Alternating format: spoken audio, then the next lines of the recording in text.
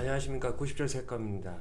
90초 뉴스입니다. 이번에는 90초가 아니고 한 2, 30분 시간이 걸리는 강의를 하나 해드리려고 생각합니다. 왜 제가 이 생각을 했냐면 지금 한국 주식 시장이 많이 내려가고 있죠. 그 이유는 제가 몇 시간 전에 영상을 하나 올려드렸죠. 자넷 앨런 외무부 장관이 테이퍼링은 아니지만 재무 발행 증권을 대폭 축소시킨다는 발언을 했습니다. 그게 왜 문제가 되는지 자 이제 설명을 하나 드리면은 이해가 되실 겁니다. 자 우선 지금 여기 보시면은 주식시장 코스피 꼬라박고 있죠. 자 왜 그러냐? 그거는 이제 제가 이 영상에 알려드렸죠. 자, 이 영상 제가 녹화 끝나고 나서 링크를 걸어드릴 테니까 꼭 보셔야 됩니다. 안 그러면 주식이 왜 계속 꼬라박고 있는지, 왜 특히 외국인이 왜 급속도로 팔고 있는지를 이해가 되게 됩니다. 자, 우선은 이거를 이제 내릴게요.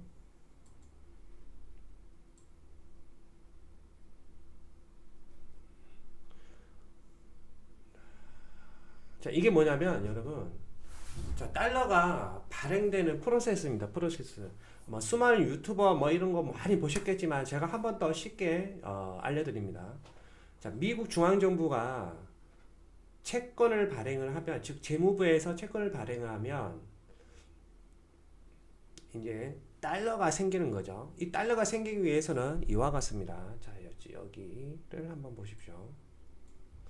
자, 우선 미국 중앙정부가 돈이 필요해 이렇게 해서 채권을 발행하면 은행이 그 채권을 구매합니다. 그러면 제가 입으로 다 적어놨어요.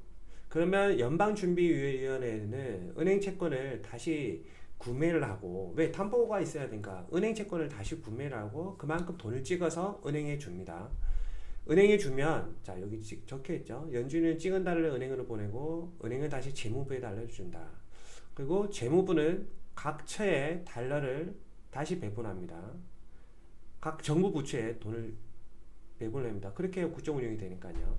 그러면 그 받은 돈으로 공무원들은 월급을 받겠죠. 월급을 받고 소비도 하고 경제가 있게 선순환이 됩니다.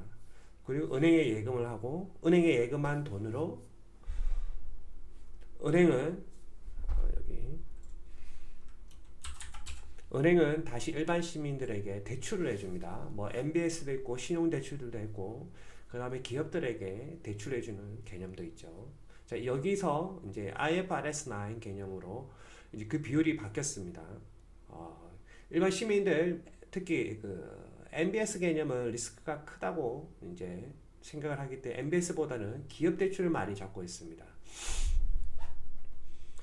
자 추가적으로 이때 시민들이 예금한 금액이 있을 거 아니에요. 예금을 했으면 당장 시민들이 달라고 하면 돌려줘야 되잖아요. 예를 들어 수많은 고객들이 A은행에 예금을 했는데 그 총 금액이 100억이다.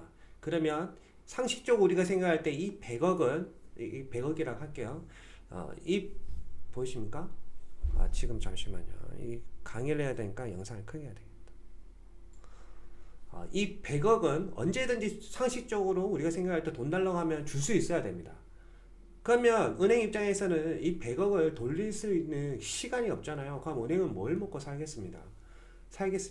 그건 자본시장이 무너지는 계기가 되죠. 그래서 자본시장법에 의해서는 지급준비율이라는 것이 있습니다. 그게 15%입니다. 제 영상에서 다른 영상에도 많은 영상에서도 말씀드렸다시피 15%입니다. 15%. 15%만 있으면 됩니다. 지금 100억을 받았으면 15%인 15억만 있으면 되고 나머지 85억은 없어도 되는 겁니다. 없어도. 그러니까 일반적으로 이거를 중앙정부에 말 그대로 한국으로 따지면 한국은행에 보낸다고 하지만 실제적으로는 안 그렇습니다. 이 85억을 가지고 또 대출을 일으킵니다. 대출을. 자, 이해가 되시죠? 자, 그 대출을 일으키면 대표적인 대출이 MBS죠. MBS. 자, 이제 제 얼굴은 작게 하고 자, 여기를 보시면 됩니다. 자, 대표적인 게 MBS입니다. MBS. MBS 증권이 발생을 합니다. 대출을 시키면은 대출을 기준으로 해서 MBS가 발생되고 일반 개인들은 20년, 30년 원리금 납입을 하게 되죠. 그럼 일반 개인들은 부담감이 없죠. 그러면 이 MBS가 만들어지고 이 MBS를 여러 개 모아서 다시 재유통시키는 게 SPC, 미국에서는 유동화 증권 회사란 SPC라는 개념이 있습니다. 그 한국으로 따지면은 허그라고 생각하시면 됩니다. 허그 아시죠? 허그에서 여러분도 아파트 살 때 담보대출 설정하고 이게 돈을 융통을 해드리잖아요.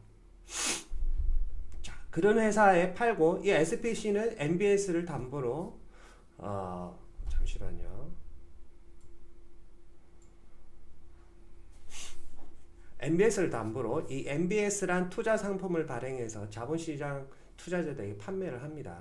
자, 참고로 여기 제가 적어놨죠. 한국 같은 경우는 이 허그에서 자기 자본의 50배까지 뻥튀기가 납니다. 만약에 한국주택금융공사 허그에 1억이 있다면 대출은 말 그대로 주택 보증은 1억에 50배, 50억까지 가능한 거죠. 그 50억에 해당되는 금액을 초과하면 안 됩니다. 50억까지만 가능한 거죠. 왜? 법이 그러니까. 그래서 여러분도 아파트 구입했을 때 이제 납입 기간이 있잖아요.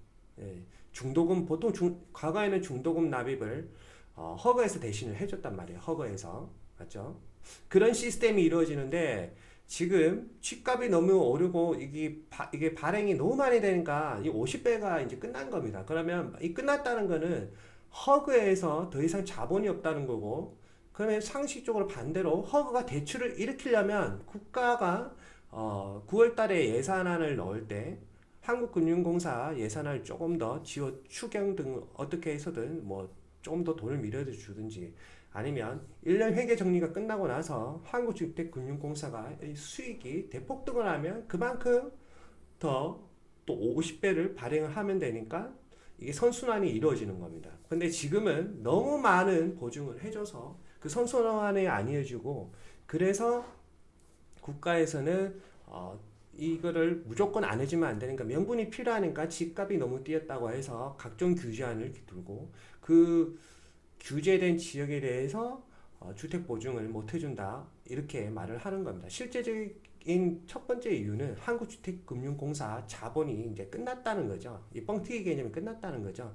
근데 만약에 누군가가 이 한국주택금융공사의 자본을 계속 끝없이 버퍼링을 해줄 수가 있다면 자본을 대줄 수 있는 어떤 그런 시스템이 된다면 집값은 계속 뛸 수밖에 없습니다. 어쨌든 이거는 방금 말한 한국주택금융공사고요. 이제 다시 본론으로 넘어갑니다. 자, 이때 SPC 미국 SPS에서 MBS란 증권 상품을 만들어서 판매한 돈이 들어오면은 그 돈을 다시 은행에 줍니다. 그럼 은행은 고객들한테는 한 번에 다 받지도 않았는데 전체 20년 중에 한 달, 두 달 뭐 이것만 받았는데 SPC에서 판매한 MBS 증권을 판매하고 나온 그 돈을 받아버렸기 때문에 말 그대로 엄청난 돈을 받게 된 거죠. 그럼 그 돈을 다시 또 대출을 일으키고 그리고 MBS를 또 발행하고 이게 계속 무한적으로 반복됩니다. 무한적으로. 이해가 되시나요? 그렇게 자본시장은 지금 돌아가고 있는 겁니다. 자, 그렇게 이 부분이 계속 선순환으로 이루어질 때는 상관이 없습니다. 그런데 이러다가 이제 어떤 사회적 리스크가 발생을 하겠죠. 그럴 때 이제 재보험 개념이 돌아옵니다. 재보험 개념이 돌아옵니다. 잠시만요. 카톡이 왔네. 천사한테 카톡이 왔습니다. 그 재보험 개념에 이제 관여한 것이 뭐냐면 과거 알리안츠 생명이었습니다. 알리안츠 생명. 그렇게 해서 리먼 사태가 터지면서 알리안츠 생명, 유동화 즉 알리안츠 이 생명이 무너지면서 연쇄부도 사태가 온 거죠. 자, 다시 그러면 왜 이 프로세스를 알아야 되냐면 지금은 이제 거꾸로 사태가 벌어지고 있는 것입니다. 지금 보시면은 자, 제일 처음 제가 미국 중앙정부 재무부 앨런이 채권을 발행한다고 했잖아요. 근데 아까 그 방송을 보시면 이제 채권을 발행을 안 한다는 겁니다. 시즈 때 언제까지? 7월까지 발행을 안 한다는 겁니다. 아시겠죠? 자세한 내용은 제가 이쪽에 이쪽에 그 강의 영상 한 번 더 연결을 해드릴 땐가 그걸 보시고, 그러면은 이 채권 발행을 안 한다는 거니까 말 그대로 시중에는 돈이 엄청나게 줄어든다는 거죠. 이해가 되십니까? 연방준비회 파월 의사와는 상관없이 파월이 테이퍼링, 돈을 축소시키는 게 아니라 재무부의 앨런을 중심으로 해서 7월 달까지 시중의 돈이 C가 이제 점점 말라간다는 겁니다. C가 말라간다는 겁니다. 그렇게 하면 시중의 돈이 줄어드니까 어떻게 할까요? 당연히 주가는 내려가는 거죠. 이제 큰 방향성으로는 주가가 내려간다고 생각하시면 됩니다. 그 시스템이 언제부터 시작되냐? 한 2월 중순부터 시작된다고 제가 강의 영상에 알려드렸죠. 우선은 제가 이게 간단하게 설명을 드리는 거라고 해서 막 회사 브리핑이나 이런 거 하는 것 같으면 영상도 띄우고 막 이렇게 해서 막 화려하게 하겠지만 무료 강의를 해드리는 거기 때문에 제 말이 약간 어눌하더라도 이해를 해주시고요. 잘 모르시겠으면 한 번 더 이 글을 천천히 읽어 보시면 됩니다. 제가 강의 영상에 이거를 그대로 드래그를 해서 붙여 넣기 해드릴게요. 감사합니다.